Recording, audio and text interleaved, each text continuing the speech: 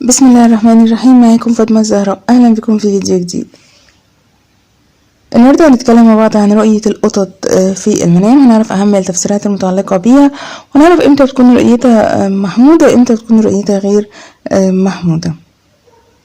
أولا، القطط بشكل عام من الرموز اللي بتدل على الخير وعلى الرزق وعلى تغيير في أحوال الرأي للأفضل.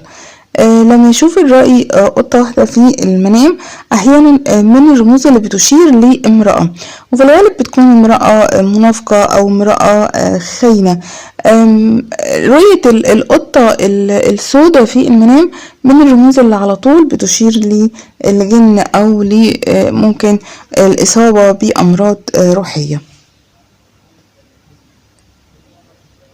كمان القطة السوداء من الرموز زي ما قلنا اللي بتدل على السحر، كمان ممكن تدل على حدوث أمور للرأي. الأمور دي شوية هتكون سيئة.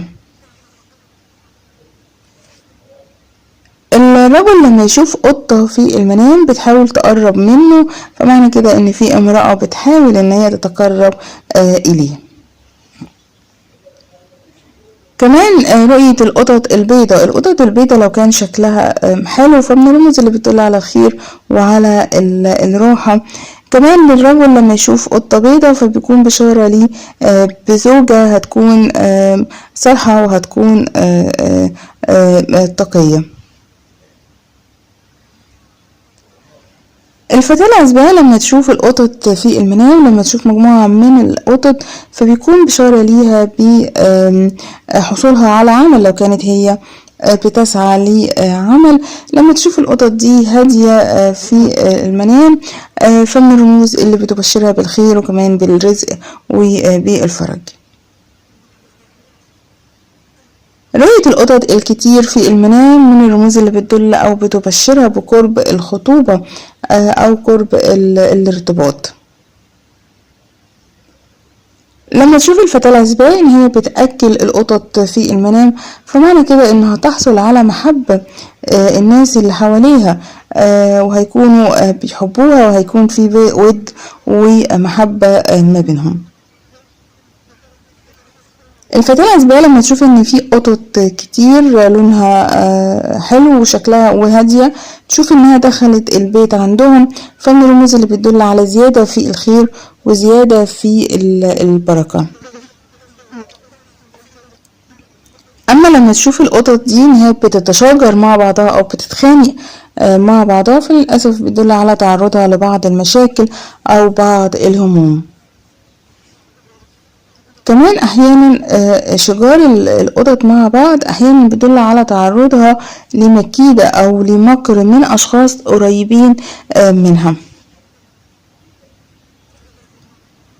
المرأة المتزوجة كمان لما تشوف القطط في المنام فلما تشوف القطط ان هي مش هادية وشكلها شوية مخيف احيانا بيدل على عدم استقرار في حياتها الزوجية. لما تشوف ان هي بتقدم لهم طعام فمن الرموز اللي بتدل على خير وعلى عمار في بيتها. لما تشوف ان في قطط بتحاول تجري وراها بتحاول ان هي تأذيها فمعنى كده ان في اشخاص محيطين بيها، الاشخاص دول بيتبعوا اخبارها عشان يحاولوا ان هم يأذوها. رؤية عيون القطط في المنام فقط لما تشوف سواء امرأة أو رجل يشوف عيون القطط من الرموز اللي بتدل على إصابة الشخص بالحسد أو بالسحر. القطط كمان للمرأة الحامل لما تشوف مجموعة من القطط ولكن تشوفها ان هي مش هادية او ان هم بيبصولها بصات شوية مش حلوة فاحيانا بتدل على مكر او تعرضها لخداع من اشخاص قريبين منها. كمان القطط السوداء للمرأة الحامل للأسف من الرؤى اللي بتدل على متاعب في حملها وعلى يعني بعض المشاكل اللي ممكن تصيبها خلال ولادتها أو خلال حملها. والعكس رؤية القطط البيضاء من الرموز اللي بتدل على الخير وعلى زوال تعب أو زوال متاعب.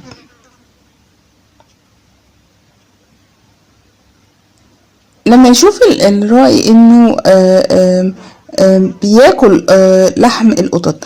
رؤية أكل القطط في المنام من الرموز اللي في الغالب بتكون رؤيتها غير محمودة.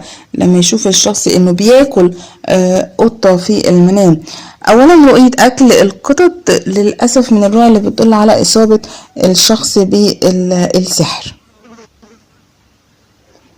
كمان أكل لحم القطة في المنام من الرموز اللي بتدل على تعرض الرائي للسرقة أو لضياع بعض أمواله.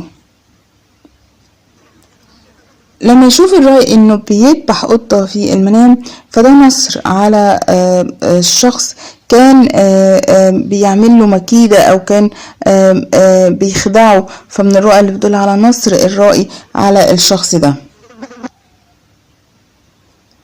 كمان لما يشوف انه بيذبح القطة في المنام فده امساكه بشخص لص او شخص سرق منه او اخد منه حق من حقوقه، فمن الرموز اللي بتدل على نصرة على الشخص ده.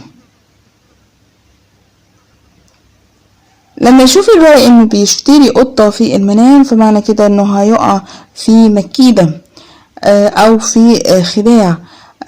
لما يشوف انه شوف القطة الجميلة الهادية، لما تشوف انها قريبة منه فده غنى ورزق.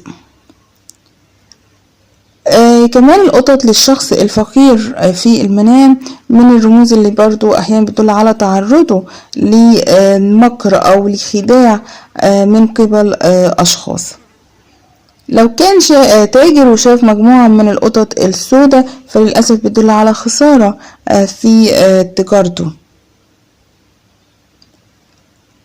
القطط كمان من الرموز اللي بتدل على احيانا على امرأة ماكرة، امرأة ممكن للأسف تفسد دينه، فعلى خصوصا لو شاف الرؤية دي رجل فعلى الرأي انه يحذر.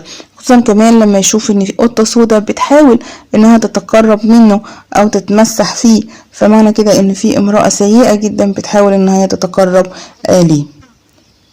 ده كده باختصار اهم التفسيرات المتعلقة برؤية القطط في المنام. اتكلمنا عنها بشكل عام، اتكلمنا عنها للمرأة المتزوجة، للمرأة الحامل، كمان للرجل، كمان للفتاة العزباء. بتمنى ان يكون الفيديو عجبكم. لو في اي سؤال او استفسار اكتبوا لي تحت، ان شاء الله هرد عليكم. بشكركم جدا، اشوفكم ان شاء الله في فيديو جديد. مع السلامة.